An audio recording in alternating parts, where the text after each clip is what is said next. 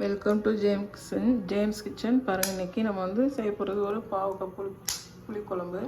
அதுக்கு நம்ம என்ன பண்ணலான்னு பார்க்கலாம். ஃபஸ்ட்டு நல்லெண்ணெய் ஊற்றிக்கலாம். பாவக்காய் குழம்புக்கு புளிக்குழம்புக்கெலாம் நல்லெண்ணெய் ஊற்றினா அது ஒரு டேஸ்ட் நல்லாயிருக்கும். எண்ணெய் கொஞ்சம் காஞ்சதுக்கப்புறம் நம்ம கட் பண்ணி வச்சுருக்கிற பாவக்காயை வந்து அதில் போட்டுடலாம். போட்டு நல்லா வதக்கிடணும்.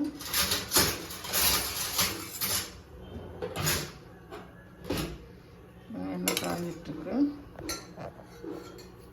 எண்ணெய் காஞ்சிடுச்சு. இதில் வந்து நம்ம கட் பண்ணி வச்சுருக்கிற பாவக்காயை போட்டுக்கலாம்.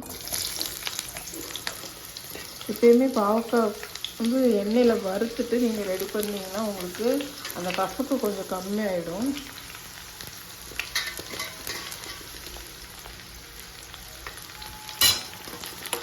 இது வந்து இதே மாதிரி எண்ணெயில் ஃபுல்லாக நல்லா வதக்கிக்கணும். வெங்காயம், கருவேப்பிலை இதெல்லாம் வந்து இந்த அளவுக்கு வந்திருக்கு. நம்ம இந்த ஸ்டேஜில் வந்து நான் ஒரு 5 தக்காளி, ஒரு 5 பச்சை மிளகாய் கட் பண்ணி வச்சுருக்கேன். இதை நம்ம இதில் ஆட் பண்ணிக்கலாம்.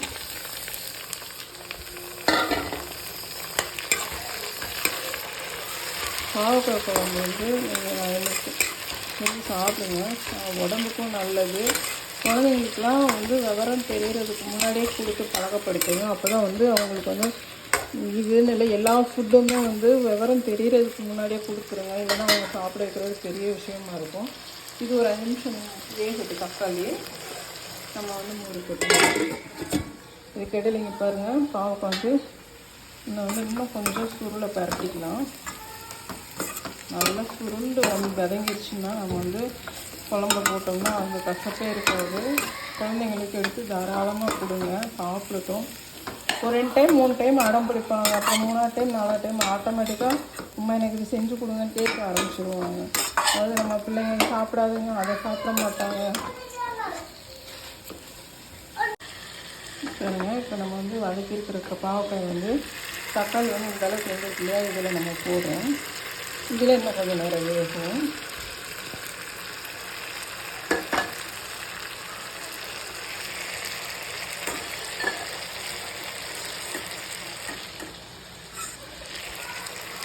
இதில் வந்து இந்த தக்காளி வெங்காயத்துலேயே இன்னும் கொஞ்சம் நேரம் வதக்கலாம்.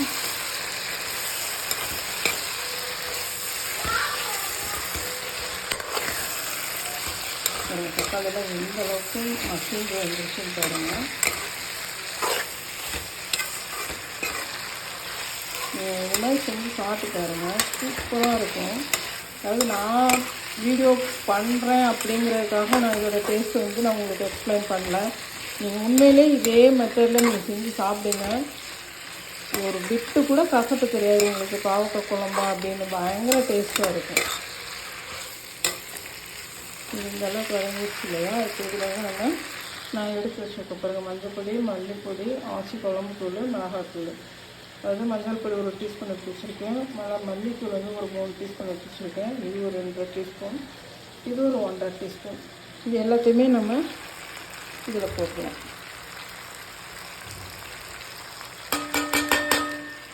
போட்டுட்டு நல்லா வதக்கிக்கணும்.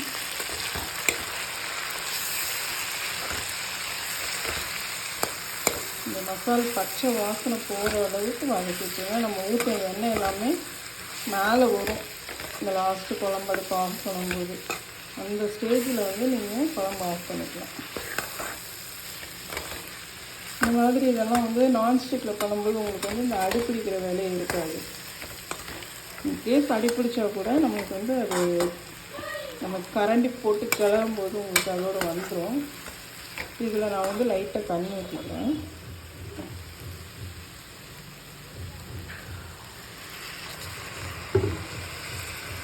தண்ணி தக்காளி இதோடு சேர்த்து வேகும்போது இந்த மசாலா வந்து பாருங்கள் எப்படி இருக்கும் காட்டு.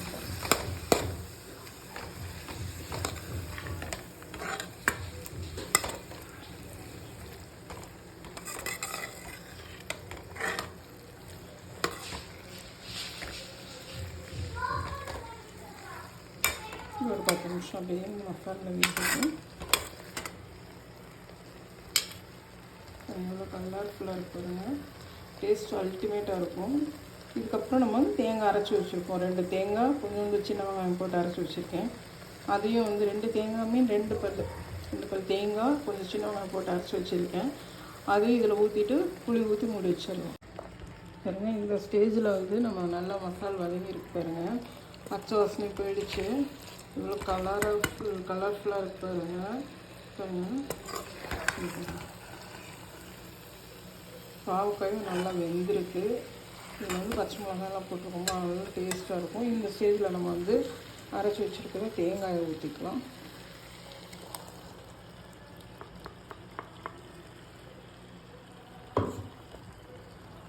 தேங்காய் அரைச்சி வச்சுருக்கோம். எல்லாம் ஒரு 10 நிமிஷம் கொதிச்சதுக்கப்புறம் நம்ம புளியை கரைச்சி ஊற்றிருக்கோம்.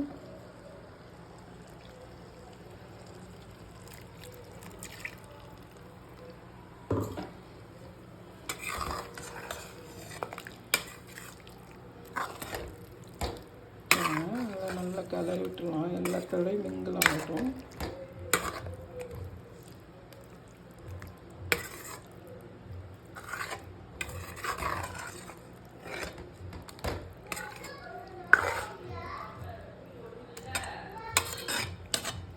பாருங்கள், தேங்காய் அரைச்சி ஊற்றிட்டோமா, இது வந்து எப்படி இருக்கு பாருங்கள். இப்படியே நம்ம சாப்பிட்லாம், வேறு லெவலில் இருக்கும். இதை விட்டு கொஞ்சம் நேரம் விட்டுலாம், ஒன்றும் டிஸ்டர்ப் பண்ண வேண்டாம். ஏன்னா பாவக்காய் இந்த அளவுக்கு வதங்கி வந்துருச்சு.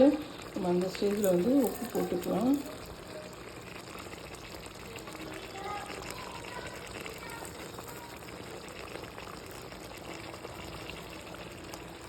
உப்பு போட்டுட்டு புளி கரைச்சி வச்சுருக்கேன், நல்லா ஃபில்ட்ரு பண்ணி வச்சுருக்கேன். அதையும் நம்ம இதில் ஊற்றிடலாம். ஊற்றிட்டு நல்லா கிண்டி விட்டு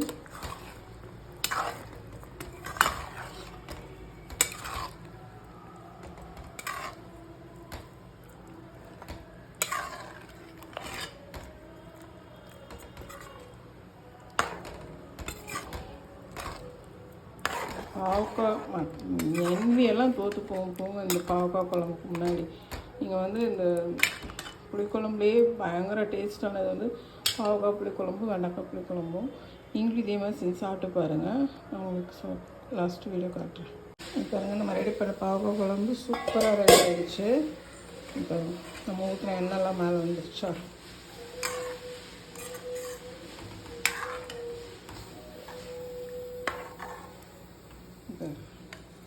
எப்படி இருக்குன்னு பாரு.